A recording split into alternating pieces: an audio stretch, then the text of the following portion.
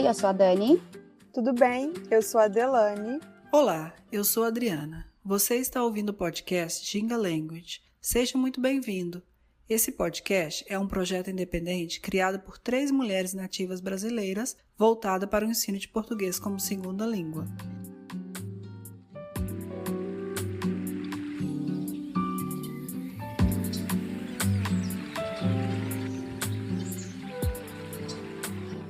No episódio de hoje, um brasileiro no Japão. E o convidado do dia é o Williams Cunha. Ele é brasileiro, natural de Jacaraí, em São Paulo, e atualmente mora em Saitama, no Japão. O Williams é formado em administração e atua como operador em fábrica de peças automotivas. Seja muito bem-vindo, Williams Cunha.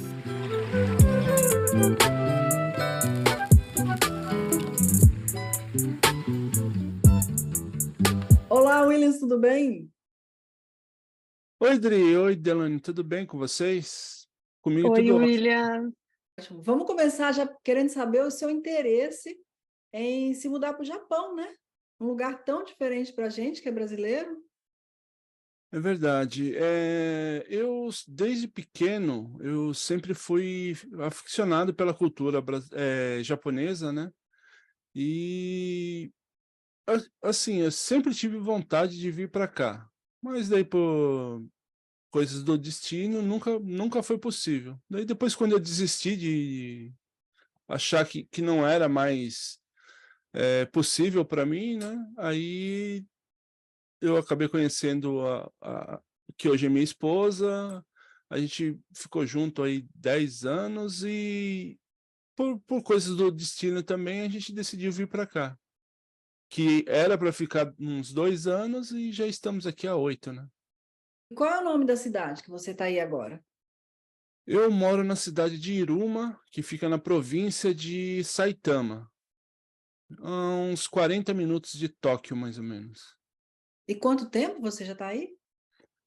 Aqui em Saitama, a gente está há 5 anos na cidade de Iruma, mas no Japão já estamos há 8 anos.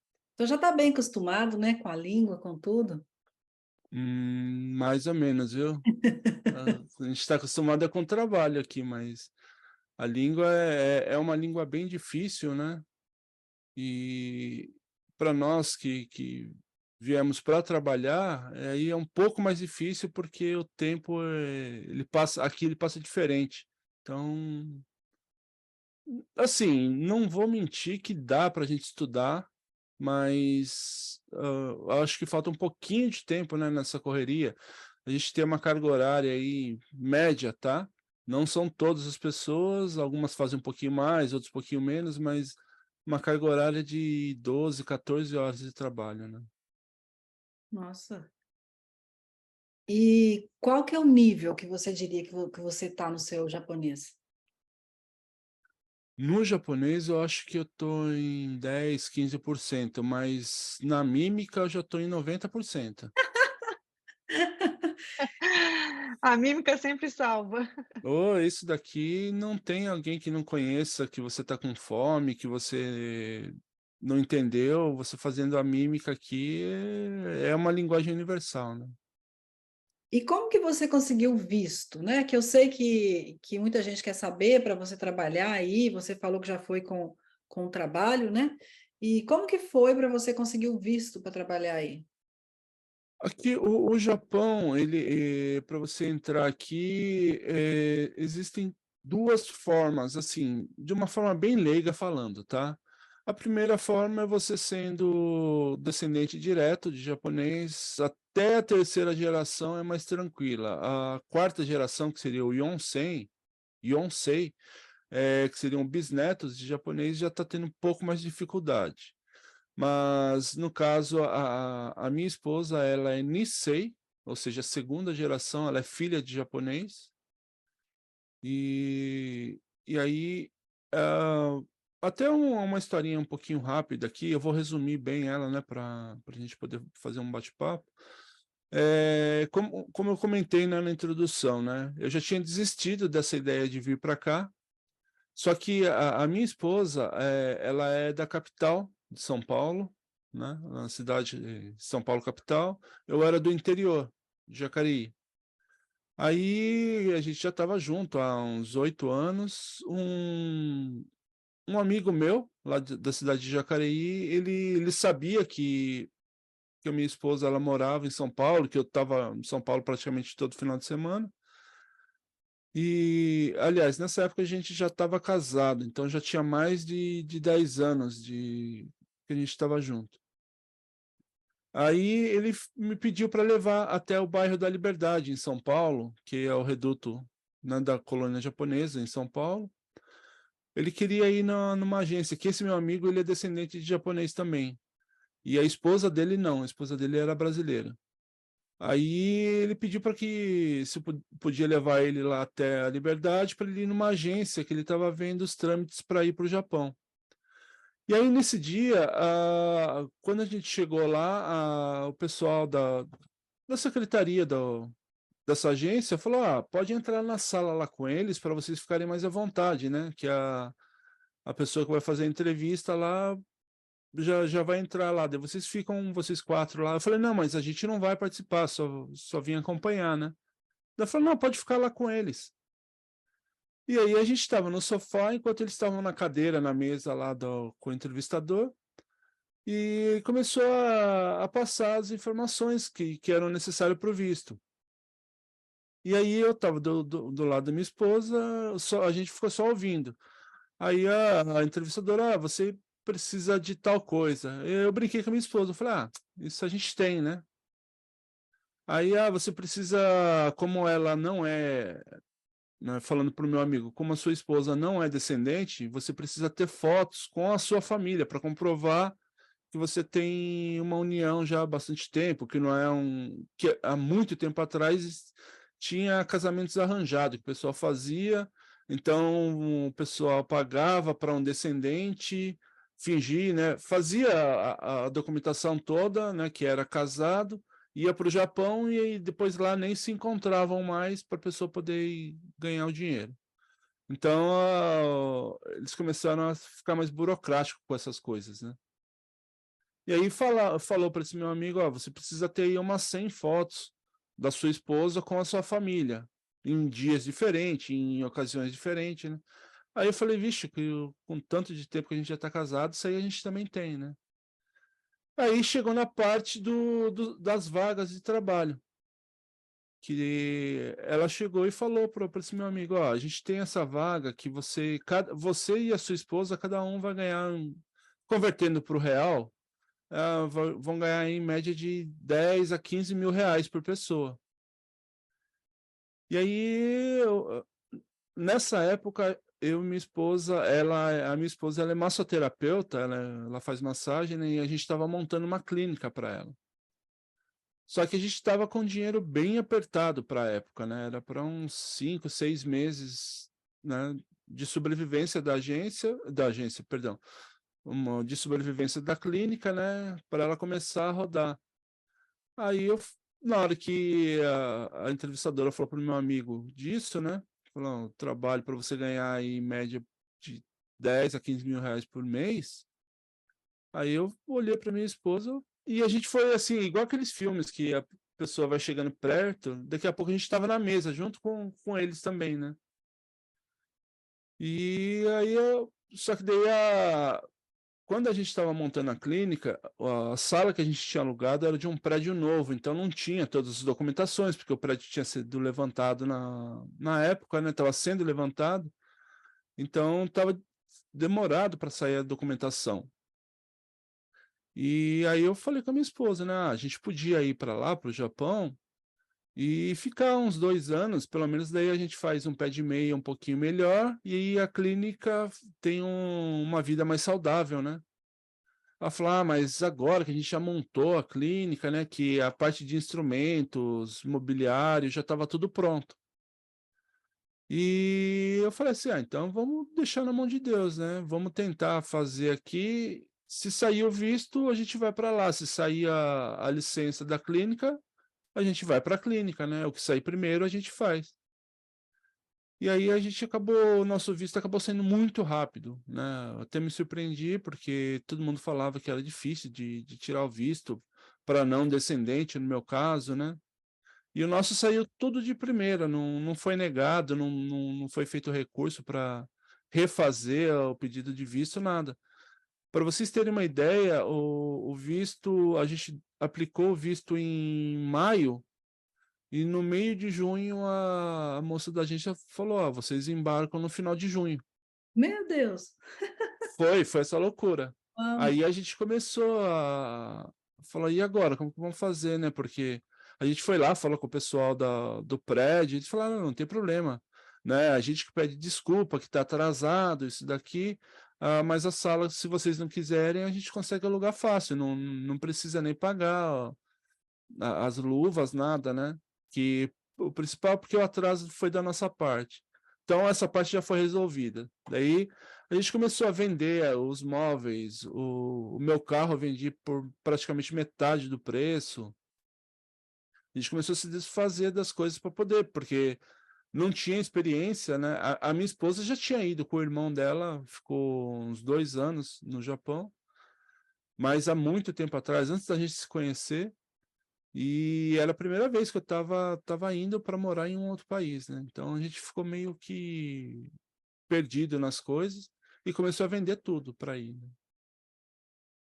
E comentando dessa parte do visto, então a forma de você conseguir o visto é sendo descendente ou alguma empresa daqui do Japão, se você não for descendente, ela constar que a sua mão de obra ela é muito necessária, a sua função, né, é muito necessária, aí ela aplica a liberação de visto para você vir, né?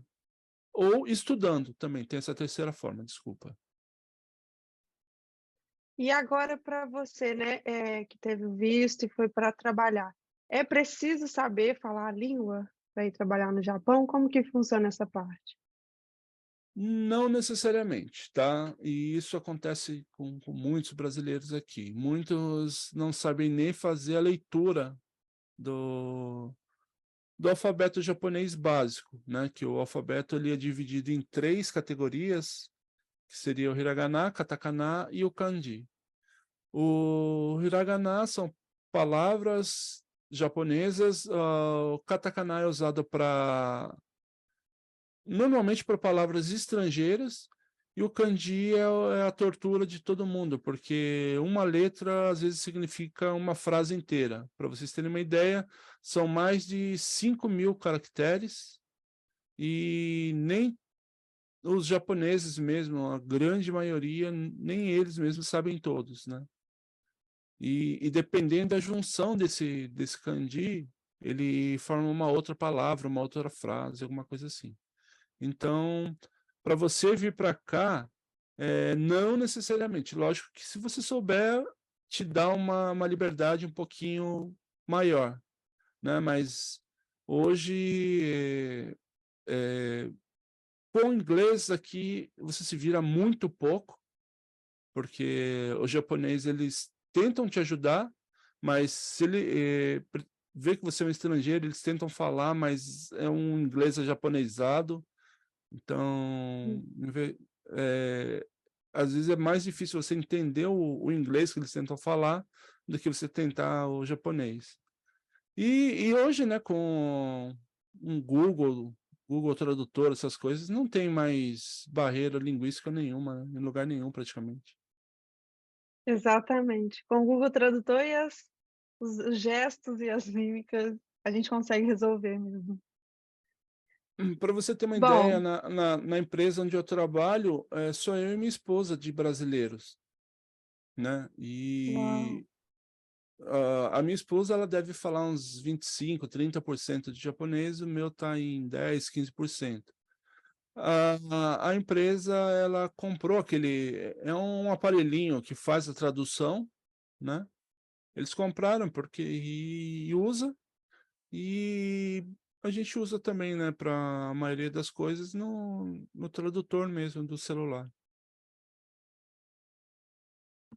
Agora falando nessa questão da língua, né, e da cultura, o quanto é diferente com relação ao Brasil, eu gostaria de saber se vocês passaram, ou você passou por alguma gafe, alguma questão com relação à língua e à cultura. Um brasileiro que vai morar fora do Brasil e falar que nunca passou por uma gafe, com certeza ele está mentindo, né. É verdade. Então, eu não sou diferente, né, e foram várias, né. Uma gafe que aconteceu comigo, eu não sei se vocês conhecem aquele doce de feijão, né, que tem aqueles docinhos japoneses, né, que ele é um doce de feijão, e o nome desse doce é anko. E chegando aqui no Japão, né, no Brasil, eu já estava acostumado a ir em algumas festas da colônia japonesa, então sempre comia esse doce. Aí chegou aqui no Japão, eu já querendo aplicar o japonês que eu não sabia, né, falei para minha esposa: "Deixa eu vou pedir um doce desse daqui". Aí eu fui para a moça da vitrine e falei, né, que queria um doce de feijão. Então eu pedi para ela, né, um ko onegaishimasu.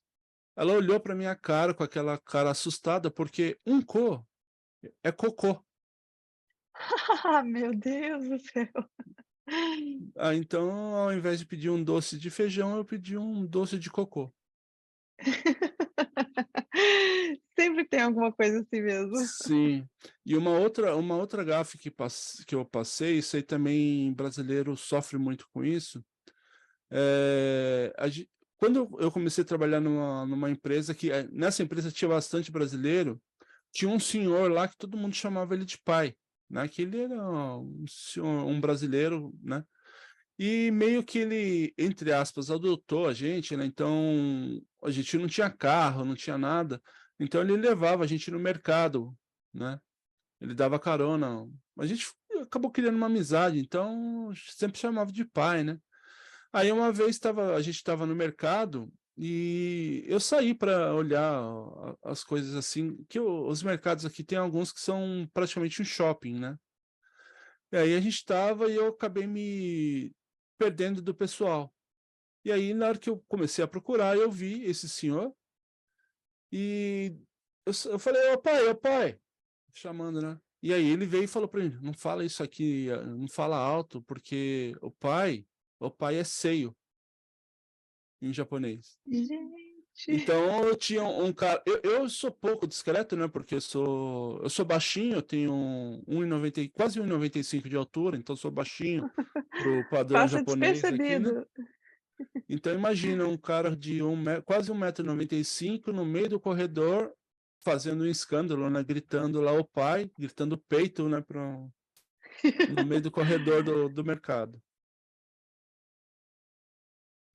Gente, e aí falando sobre o povo japonês e até mesmo o Japão, como que você descreveria pra gente? E também eu gostaria de saber o que eles sabem sobre o Brasil. Olha, essa parte dos japoneses é um pouco polêmico, por quê? Porque é uma coisa, assim, pessoal. Muita gente fala que japonês é preconceituoso, que japonês é frio, né.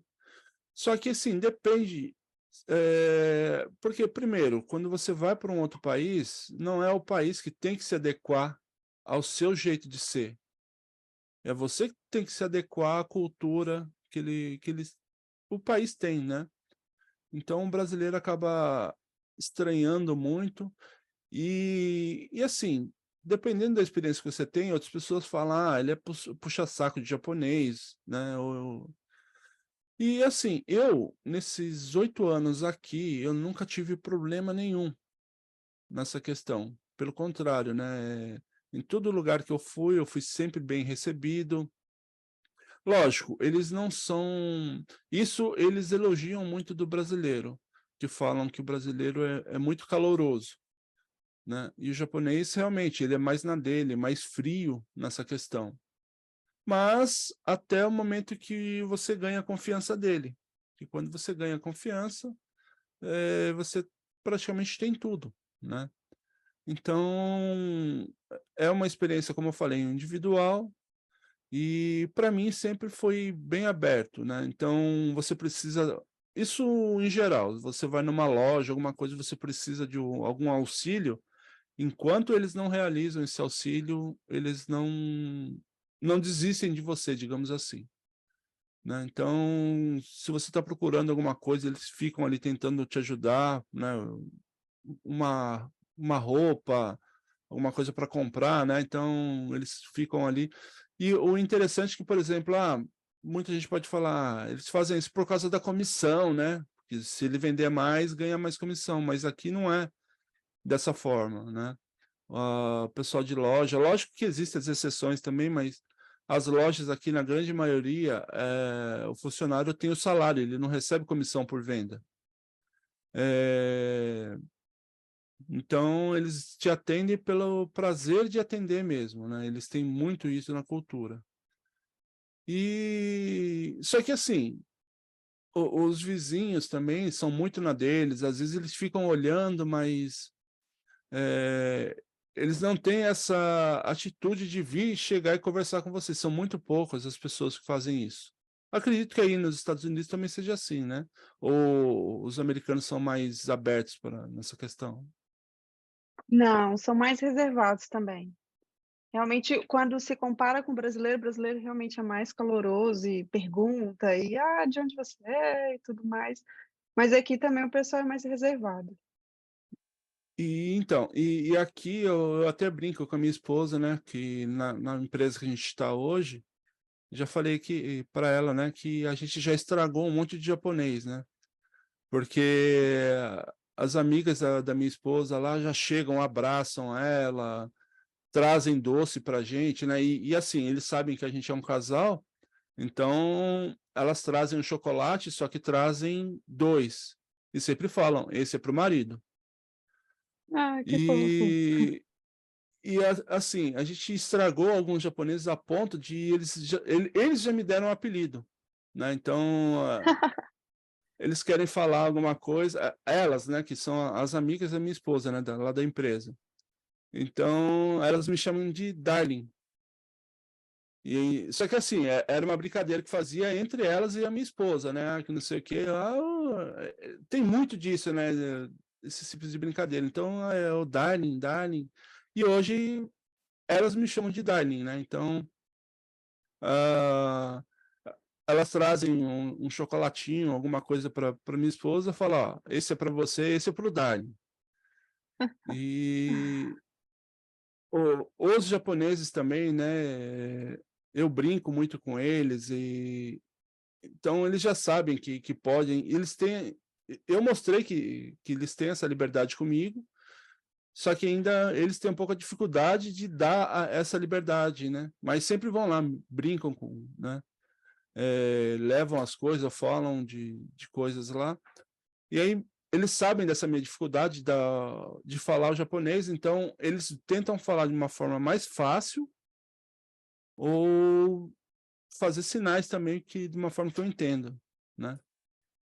Então, como eu disse, é um pouco particular nesse quesito, mas para mim não, eu ainda não consigo enxergar, essas coisas que as pessoas falam, de ser racista, de ser, então para mim não é, para mim eu fui super bem acolhido aqui no Japão. Ah, que bom. E falando nessas diferenças culturais que você já levantou aí pra gente, você poderia nos contar qual foi o choque cultural que você teve quando chegou no Japão?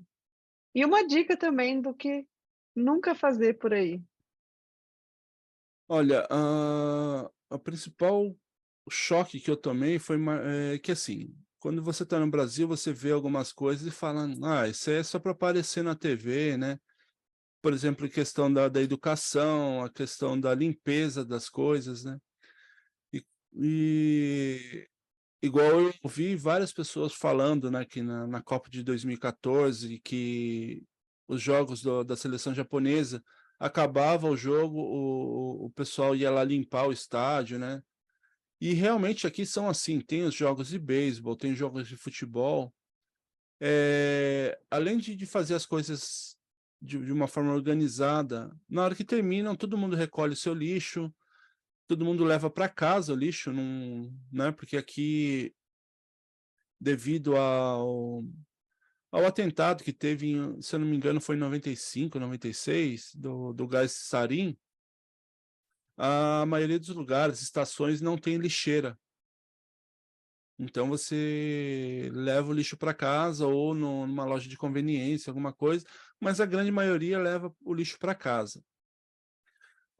As crianças aqui vão atravessar a rua, é até bonito de ver, porque aqui a criança, no prezinho, ela já vai sozinha para a escola.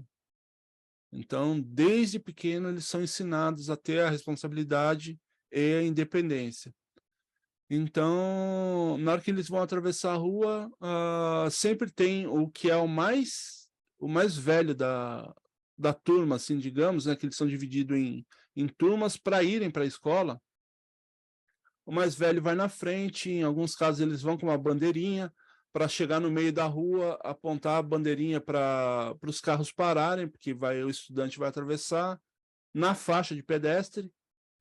E as crianças, elas levantam a mãozinha para falar que está atravessando a rua, né? Tipo, eu quero atravessar, estou atravessando a rua. E aí você vê em vários casos, né? Então isso daí foi um choque para mim, porque aqui é quase que impossível você ver alguém atravessando fora da faixa. Pode ser um horário que não esteja passando carro nenhum, mas o sinal está fechado, ninguém atravessa, espera o sinal ficar aberto para atravessar. Então, isso daí foi um dos maiores choques que eu tive, né? Que eles não fazem, não vou atravessar a rua porque tem alguém olhando, né? Não, é o senso de, o certo é fazer dessa forma, então eu vou fazer, e desde pequeno. E também o padrão não, perdão, o senso de organização que eles têm, que aqui as empresas, a grande maioria, não tem faxineiro. São os próprios funcionários que limpam a empresa. E você fala, deve ser tudo bagunçado, né? Não, é tudo. A empresa que eu trabalho, por exemplo, é tudo limpinho. E é tudo. Para falar que não tem faxineiro, tem duas mulheres que fazem a limpeza dos banheiros. Mas a empresa em si é tudo feito pelos próprios funcionários. E na escola também é dessa forma. Eles fazem a limpeza da escola. A maioria dos alunos, os próprios alunos fazem as próprias refeições, que são servidas para as outras salas. Então eles vão intercalando e é dessa forma, né? Coisa que eu acho que para um brasileiro seria inadmissível, né? Eu não vou limpar a escola, eu não sou faxineiro, tem faxineiro, é pago para fazer isso, né? Eu não vou fazer a comida para outra pessoa, tem o próprio cozinheiro, né? Então, esse senso é uma coisa que me surpreendeu e surpreende muitas pessoas aqui. E pensando na língua, a gente sempre tem, né, pensando assim, a gente pensando, por exemplo, no português, no inglês, às vezes fica difícil traduzir certas coisas, né? Expressões, às vezes até uma palavra mesmo, que a gente chama de intraduzível, né? Não tem como traduzir Uhum. aquela palavra. E qual seria uma expressão, uma palavra daí, típica daí, que é muito difícil traduzir para a nossa língua? Olha, tem algumas expressões que não é que não tem tradução, mas a forma que é usada,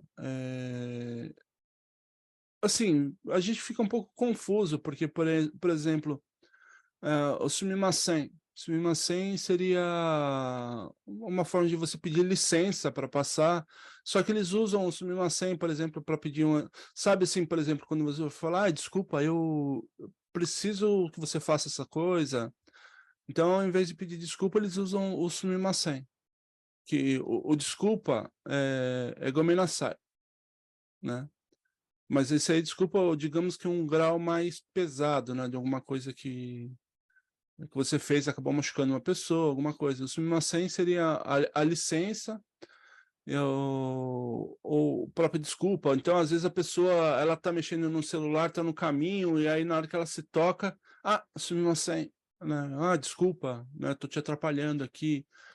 E tem muitas expressões que os brasileiros já acabam colocando no próprio vocabulário, né? Gambater, que seria de uma forma bem pobre, resumindo assim, seria se esforça, né? Então o brasileiro já vai verbalizando as coisas, né?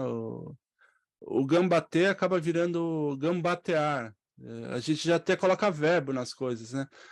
Eu tô na correria aqui, tô gambateando aqui, né? Tô me esforçando para fazer umas coisas, né?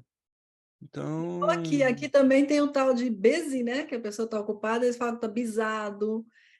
Estacionar é park, eles falam parquear. Então, aqui também tem dessas coisas que a gente ouve aqui.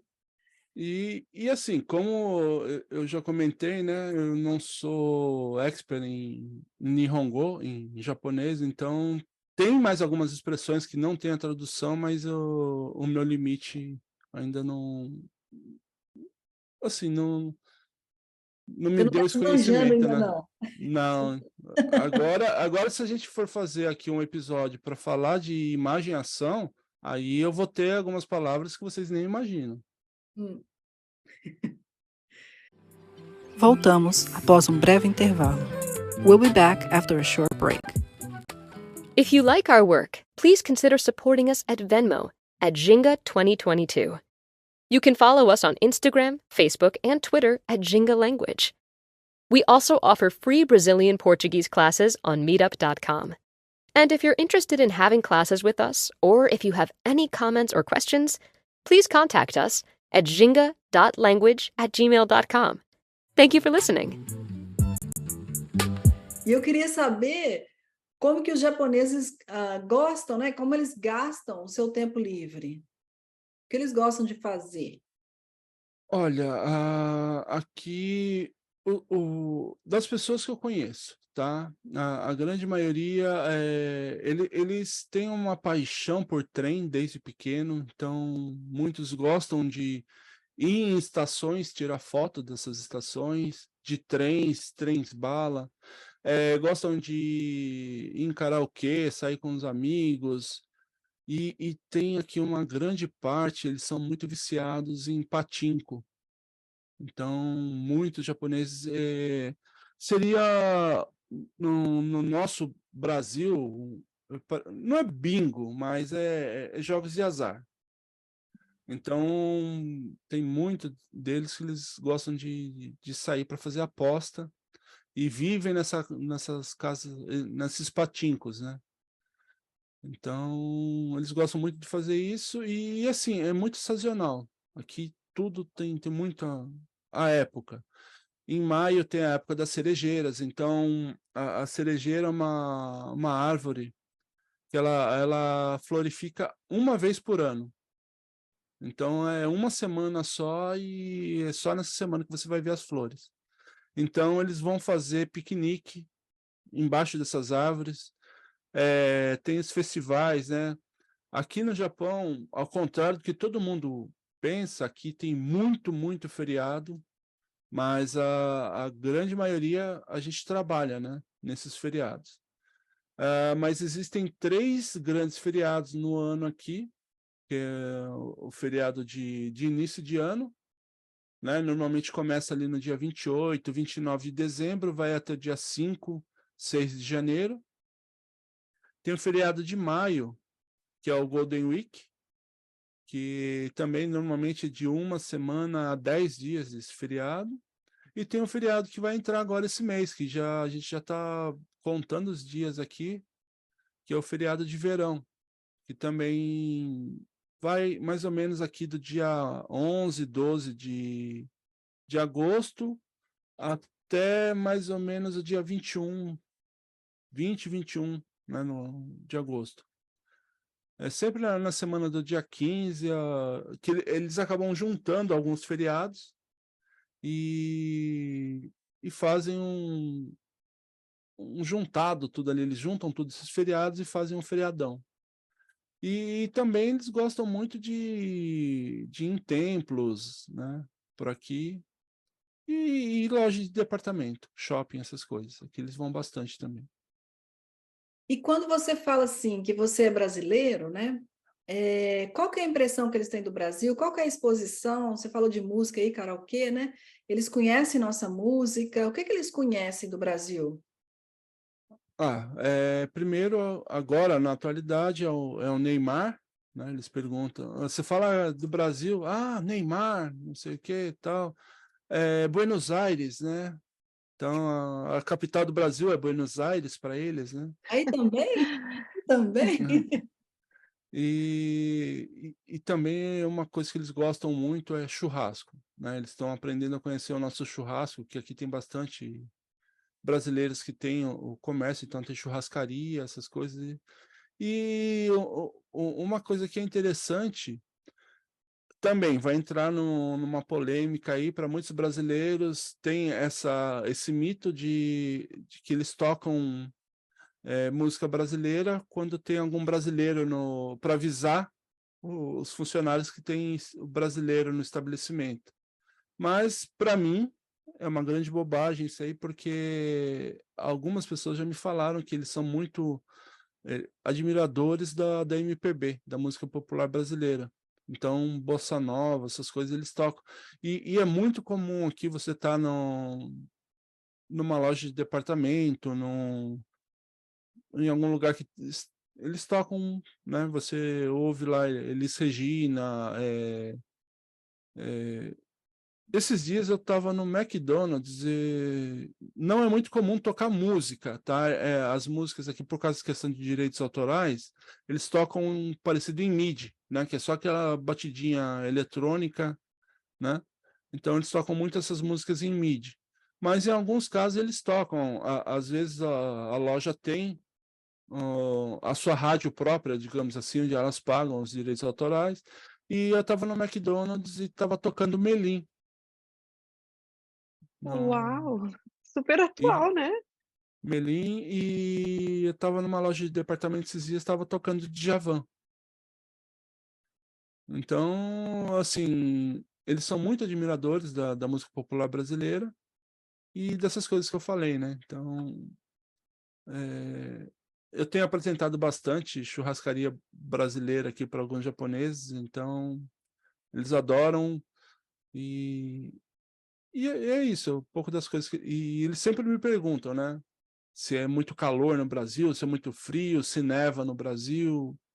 Então, e eu acho que isso é uma coisa que acontece nos países mais desenvolvidos, né? Eles não têm esse interesse que nós, por exemplo, nós brasileiros, a gente tem, a gente sabe as capitais dos países para onde a gente vai, sabe a parte da cultura. Então, para eles não têm o costume de pesquisar, né? Então, muita gente fala, eles meio que subestimam ou... Não, mas não é. Você vai pesquisar por aquilo que você tem o interesse, né? Quando eles têm o interesse, eles começam a pesquisar palavras, né? Então, vou bater mais uma vez nessa questão que a gente está estragando os japoneses lá. Ah, eles vêm me perguntar, né, algumas frases, né? Como que fala, né? Eles falam, né? Atsui, que é calor, né? Como que é Atsui em português? A gente fala, então eles ficam, tá muito calor, não sei o quê, bom dia, obrigado. Então, quando você começa a mostrar um pouco da sua cultura, eles começam a se interessar um pouquinho mais. Mas eu acho que por livre e espontânea vontade, né, eles acabam não tendo muito interesse em pesquisar sobre outros países, né? Que não sejam os Estados Unidos, esses que são países de primeiro mundo também. E você falou de clima. Para quem, um brasileiro que está pensando em se mudar para o Japão, aquele brasileiro que está acostumado com o verão, com o calor, com aquele clima quente do Brasil, como que é o clima aí para o brasileiro que chega? Olha, o clima aqui no Japão ele é bem definido, diferente do Brasil, né, que são as 4 estações no mesmo dia, né? Aqui o verão ele judia, é calor. Para vocês terem uma ideia, agora são 9h45 da manhã, 32 graus com sensação térmica de 39. E no frio, Meu Deus! dependendo da região que você mora, você chega a pegar -10, -12. A região onde eu moro não neva muito, né? E o frio fica entre -5, 0 grau, e o calor ele fica aí entre 35, 37, que aqui a pior parte, como o Japão ele é praticamente é uma ilha, né? São várias ilhas. Então, o calor aqui é aquele calor de litoral, né? Que é aquele negócio meio melado que te abraça, sabe? Que não te deixa esquecer que tá calor, né? E então, no outono, também a temperatura ela é bem definida, é fresquinho, todas as folhas ficam marronzinhas, as árvores ficam sem folhas, então aqui as estações são bem definidas. Em relação à alimentação, a gente aqui, quando vai falar com nossos alunos sobre alimentação no Brasil, a gente fala o tanto que é importante o café da manhã para a gente, o almoço, a janta já é mais ou menos, ali não é todo mundo que janta e também não é tão importante, geralmente a gente come um sanduíche, uma coisa mais leve, né?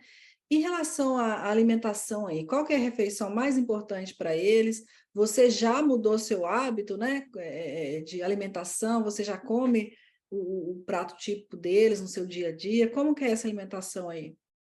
Olha, a principal alimentação deles aqui é o café da manhã. Então, normalmente eles tomam um café bem reforçado, né? Em alguns casos é um almoço, é um mini almoço mesmo, com arroz, com misoshiro, uma proteína, né? Um peixe, alguma coisa.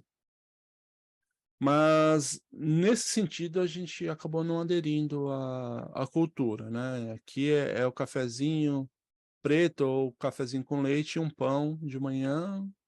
A nossa principal refeição é o almoço, né? Que no caso deles, em muitos casos, eles compram um bentô, que seria uma marmitinha pronta já nas lojas de conveniência, só esquentar no micro-ondas. Ou eu ainda não compreendo, né? Que tem algumas pessoas que só passam o dia à base de um onigiri e um pãozinho. Então, isso aí não me sustenta, não. Eu tenho que comer uma refeição, né? Então, tem muito disso aqui. Então, esse tipo de coisa, por exemplo, vamos comer um onigiri, né? Que seria o bolinho de arroz, é, um frango, né? Um karaguê. Então, isso aí a gente acaba comendo, mas entre as refeições, digamos assim. E em relação à alimentação, o que eu acabei aderindo, que eu não gostava muito no Brasil, mas aqui eu acabei me acostumando e sempre vou, é em lamen, né? Em casa de lamen aqui, então, mesmo no verão, né? A gente come um lamen, alguma coisa suando pra caramba, mas come um lamen. O sushi também aqui me acostumei, mas para quem pensa que o Japão é só peixe cru, sushi, sashimi, não, hoje você quer comer lógico que também não são em todas as cidades, não são em todos os lugares, mas a grande maioria, você quer comer uma massa, você consegue uma pasta, né? Tem uma rede que ela é famosa no Japão inteira, que ela faz comida italiana, pizza, mas uns sabores estranhos aqui, mas tem pizza, bastante pizza, né? E então, se Tem você pizza procura, de sushi igual tem no Brasil? Eu já vi pizza de hum, sushi. eu ainda não vi, mas tem alguns sabores estranhos aqui que eles fazem de salsicha com maionese, frango teriyaki com alguma outra coisa, mas essas daí eu não sou muito chegado, não. Mas o mais estranho que eu vi aqui foi... Eles também estragam a comida, tá? Então não é só o brasileiro que tem, né, que coloca uma refeição inteira numa pizza, né? Que aqui tem um sushi de hambúrguer. Como assim? Ele é aquele, tem um bolinho de arroz, ao invés de ter uma fatia de peixe cru em cima, tem um hambúrguer com queijo em cima. Então tem esse sushi de hambúrguer aqui. E tem outras comidas assim que são meio diferentes, né? Eles também têm esse costume, mas não. Eles, assim, lógico que eu tô brincando, questão de estragar a comida, mas é nesse sentido que nem o americano tem o seu alimento nacional, que é o hot dog, que é o pão, a salsicha. O brasileiro já coloca tudo e mais um pouco e começa a prensar para caber mais coisa. Aqui ele Verdade. tem algumas coisas disso daí também, né? Então, é, tem batatinha frita aqui de todos os sabores, até de batata, se você quiser, tem. Tem sabor frango, sabor wasabi, sabor, o, esses lamens, assim, tipo miojo que tem no Brasil, tem de vários sabores, né? Refrigerante também, você encontra de vários sabores aqui. Tem Coca-Cola transparente, tem uma bebida sazonal aqui que a Fanta faz, que você não sabe o sabor. Ela Hum, só é de uma cor diferente. A do ano passado foi azul, a desse ano ela é roxa. E você, para saber o sabor, você tem que entrar no QR Code. Na hora que você entra lá, você sabe. E eu vou estragar já a experiência de algumas pessoas que desse ano um dos sabores é de torta de maçã. O quê? É, uma Fanta de torta de maçã. Não sei como, mas o sabor te lembra isso daí. Bem não deve fazer, mas que é gostoso é. Deve ter quase nada de açúcar. Né? Tem água saborizada, então você toma uma garrafinha de água sabor laranja, sabor maçã, sabor pêssego. Tem muito dessas coisas aqui. Então, o japonês também, eles, entre aspas, estragam as comidas também aqui. E com relação à nossa alimentação brasileira, é possível manter essa alimentação tradicional, o arroz, o feijão? Você consegue achar os produtos brasileiros com facilidade? Hoje, sim, né? Hoje tem vários sites aqui que enviam para o Japão inteiro produtos, inclusive carne congelada, essas coisas, é tudo fresquinho. O serviço de entrega aqui é muito ágil e muito, assim, você faz a postagem hoje, no dia seguinte já está do outro lado do Japão. E chega lá com qualidade, congelado, embalado, tudo bonitinho. Antigamente era mais difícil, né? Que eram os famosos caminhões de produto brasileiro que iam passando pelas cidades. Hoje tem várias lojas, né? Principalmente próximo a onde tem muito brasileiro. Tem lojas, como eu falei, os sites também que entregam no país inteiro. Restaurantes brasileiros também são muito famosos, tem bastante por aqui também. Só que, assim, é caro, né? Então, se você quer manter esse costume, você vai pagar um pouquinho mais caro, né? Que aqui, por exemplo, coisa que no Brasil a gente não dá muito valor, né? A gente deixa perder na cesta de frutas ali. A fruta aqui é uma coisa muito cara mesmo. Para vocês terem uma ideia, tem melão aqui que chega a valer 2, 3 mil reais. Um Meu melão. Deus! Aqui as frutas são vendidas, na sua grande maioria, em unidade. Então, você vai no mercado comprar uma banana, 2 bananas. A maçã, ela chega a custar... Eu não sei como que está no Brasil agora, né, em relação a preço de fruta, essas coisas, mas a 4, 5 maçãs, você chega a pagar equivalente a 65, R$ 70. Gente, Então, fruta aqui é uma coisa que na sua grande maioria são importados, né? Eles importam do Brasil, Austrália, Vietnã, né? Então, a terra aqui ela tem alguns minérios, algumas coisas que acabam não propiciando que a fruta se desenvolva ou seja igual.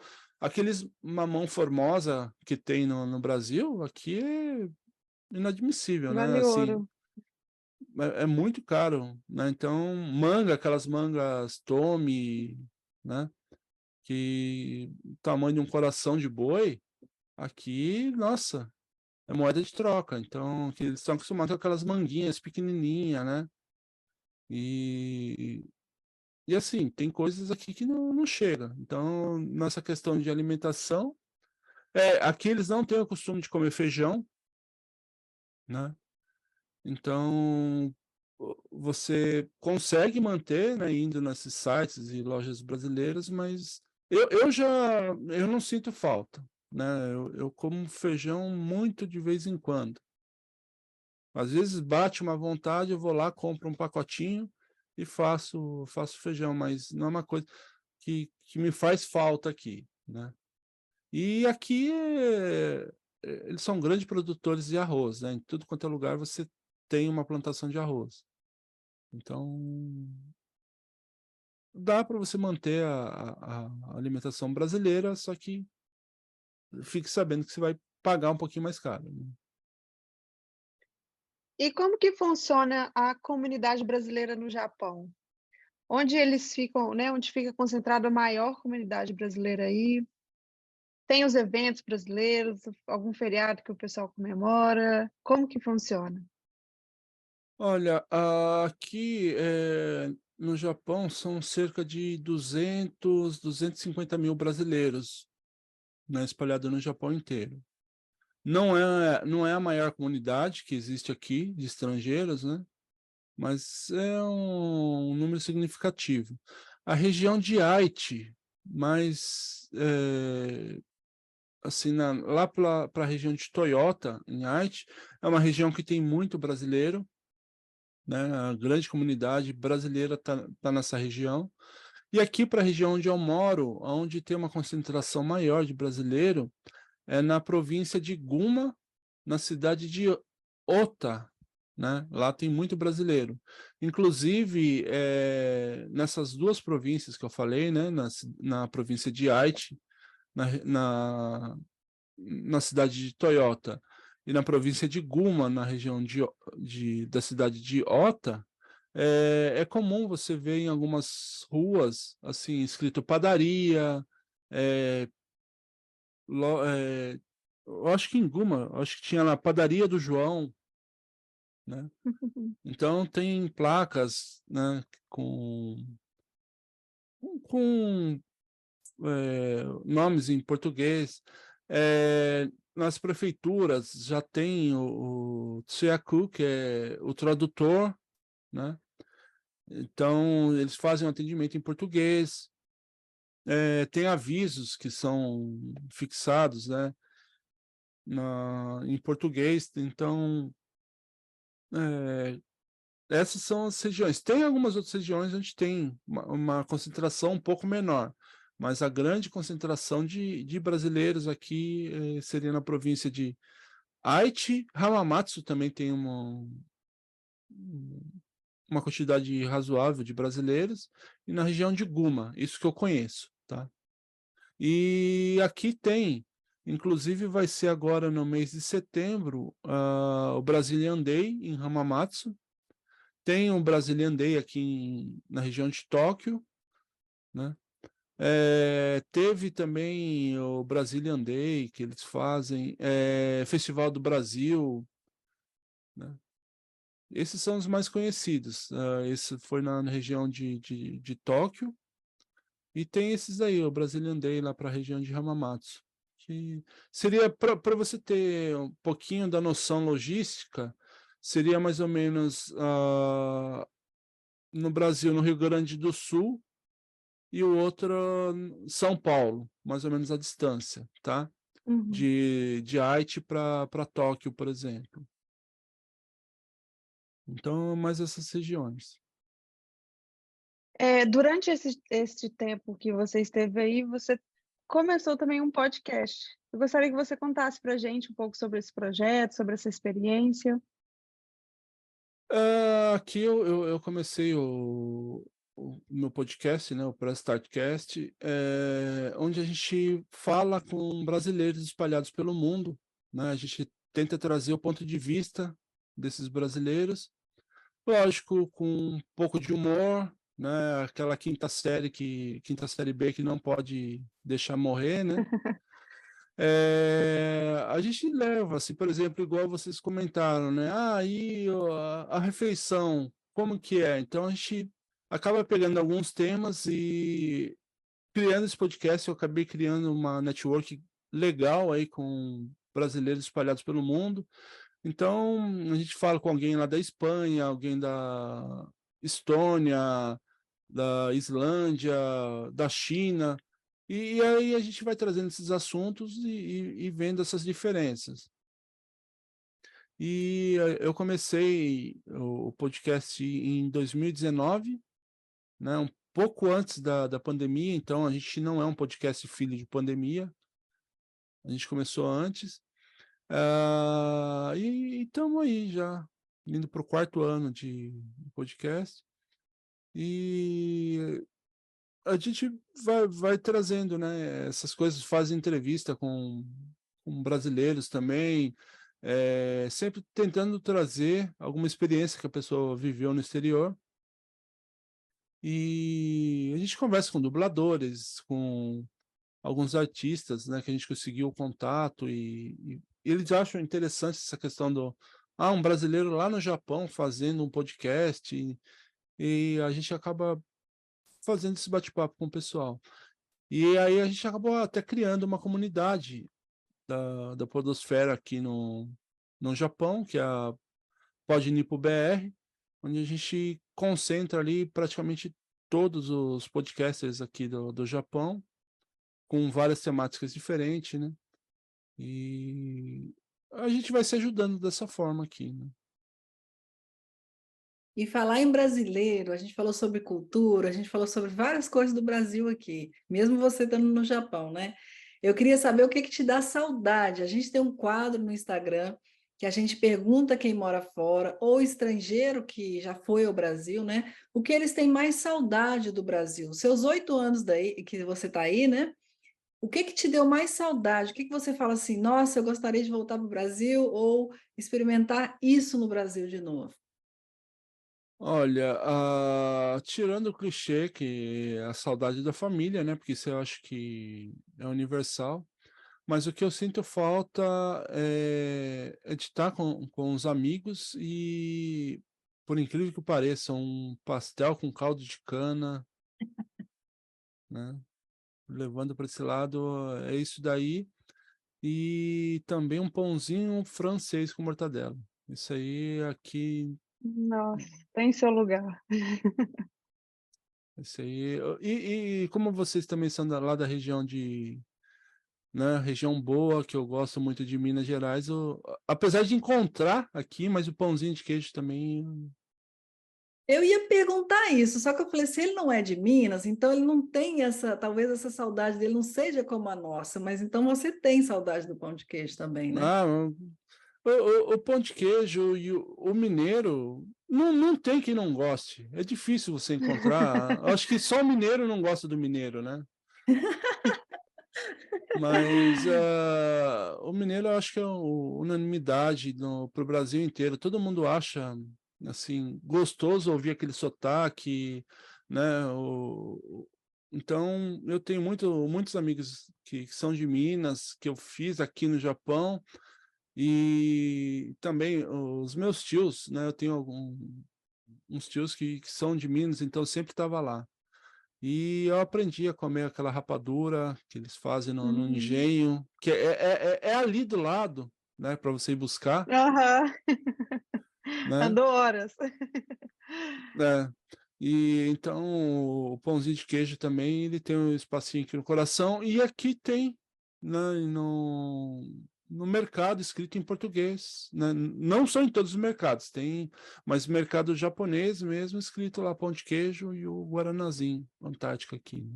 Então isso aí acaba não sentindo tanta falta, mas pãozinho de queijo brasileiro mesmo, isso aí a gente sente falta, né? Que não tem por aqui. Muito bem. Mais algumas considerações que você queria falar sobre o Japão? Olha, aqui no Japão, né, que eu até queria deixar como dica, eh, não vá muito pela opinião das pessoas, né? Porque isso aí para todo quanto é lugar que você vá, se você não se esforçar, não se dedicar, sempre vai ser ruim para você. Então as pessoas falam, no Japão você. Isso é verdade, que você vai, você trabalha muito, né? Como eu comentei. Carga horária de 14, 16 horas de trabalho, mas em qualquer lugar que você for, se você não se adaptar, você não se entregar à cultura, sempre vai ser um pouco mais difícil. Então, quando você vier para o Japão, venha com a mente aberta, né? Porque, como comentei no começo também, não são eles que têm que se adaptar a você, você que tem que se adaptar à cultura do país onde você está indo. Então, vai chegando de mansinho, não vai, né, que o brasileiro tem essa jeito espalhafatoso de ser, cheguei, estou chegando, né? Então, às vezes você acaba sofrendo entre aspas, um preconceito, né? Eles têm preconceito comigo porque eu sou brasileiro. Não, não é. Às vezes a sua forma, que para você é uma coisa simples, né? Eu chego fazendo festa. Eles não estão acostumados com isso. A partir do momento que eles se acostumam e te dão essa liberdade, eles sentem falta quando você não chega desse jeito, né? Então, a primeira coisa é se adapte, tente entender a cultura para o país onde você está indo, né, no caso aqui do Japão, que eles são reservados. Aqui nos trens, que funcionam muito bem, mas você não pode ficar fazendo barulho, não pode ficar atendendo o telefone, não pode ficar ouvindo música, né? Por quê? A pessoa que está do seu lado, às vezes ela teve um dia cansativo de trabalho, então é o momento que a pessoa tem para descansar, então eles prezam muito por ah, essa coisa individual, né, da pessoa. E, e aqui é muito comum o brasileiro chegar e fazer igual no Brasil, chega falando no telefone. Então, a pessoa vem, vai dar aquela chamada de atenção, né? Em alguns casos, vem o guarda da estação ou o guarda que estiver dentro do trem falar, por favor, não pode falar no celular aqui dentro. Então, é você se adaptar à cultura do país onde você está indo. Muito bem. Então, a gente queria agradecer o Williams, porque a gente sabe que ele veio de uma jornada de trabalho, né, para falar com a gente logo em seguida. Para a gente aqui à noite, mas para ele aí é de manhã, né? Então, muito obrigada pelo seu tempo, né, esse tempo precioso que você tem aí, e que vai ajudar muitos dos nossos ouvintes a entender um pouco mais dessa visão, né, do Japão que você trouxe para a gente. Então, a gente só tem a agradecer. Muito obrigada, viu, Williams? Muito obrigado, Williams, por gravar esse podcast com a gente, igual a Adri falou. Assim, eu fiquei surpresa com muita coisa que você disse, a gente não faz ideia mesmo, né? Então, alguém que está vivendo, que mora, convive há muitos anos no Japão, trazer essas informações para a gente é super válido. Então, agradeço a sua participação. Eu que agradeço pelo convite aqui e para as pessoas que estão ouvindo aqui, se caiu de paraquedas, né? Ouça a maratona aqui, todos os episódios do Ginga, que eu não conhecia até quando vocês entraram em contato comigo, mas eu maratonei, né? Ouvindo todos os episódios, encontrei alguns conterrâneos, né? Eu acho que foi do segundo episódio que... Não, segundo não, foi um episódio que teve um rapaz que ele era vegano, ele era da minha cidade de Jacareí, né? E alguns outros casos Davi, também e assim, maratone, ouçam todos os episódios aqui, que as meninas fazem um trabalho de excelência aqui, e virei fã e tá aqui nos meus favoritos aqui para ouvir todos os episódios. Já tô ficando angustiado quando não saem episódios do Ginga. Muito obrigado aqui. obrigada. Espero ter, né, colaborado aqui falando um pouquinho da minha história, né? E a gente vai vendo lá os casos aqui das pessoas que são coisas interessantes e a pressão para mim aumentou. Eu falei, poxa, mas eu não estou fazendo nada de relevante, nada de, né, que estou mudando o mundo aqui igual algumas pessoas fazem, né? Eu digo disso de mudar o mundo porque alguns casos que passaram por aqui está ensinando português, ou está ensinando inglês, ou alguma outra língua para uma outra pessoa.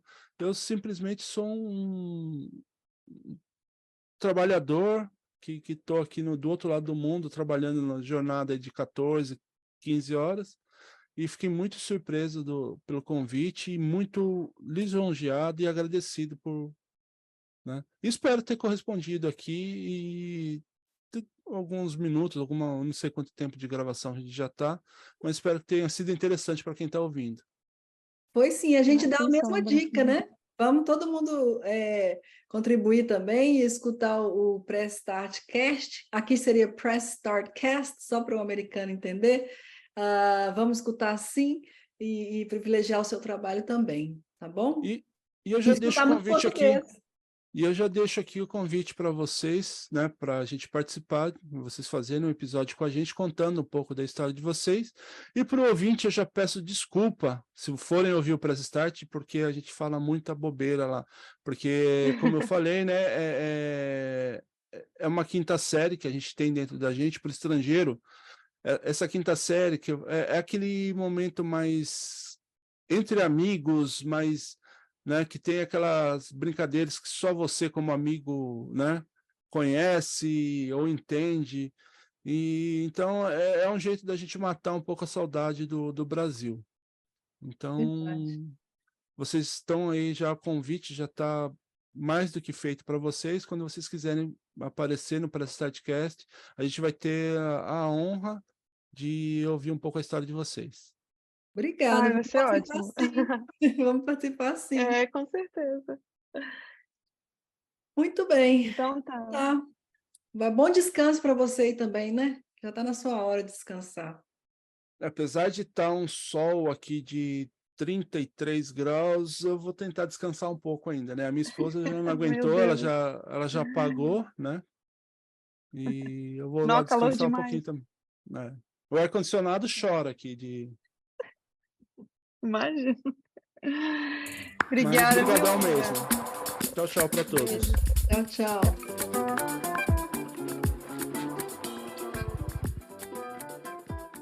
E estamos chegando ao fim deste episódio. Os links mencionados nessa entrevista estão na descrição. Agradecemos a todos os ouvintes pela companhia e pelo apoio. Se você gostou desse episódio, siga o podcast e indique aos amigos. Siga a gente também nas nossas redes sociais, @gingalanguage, porque tem muitas dicas legais por lá. Até mais, gente! Tchau!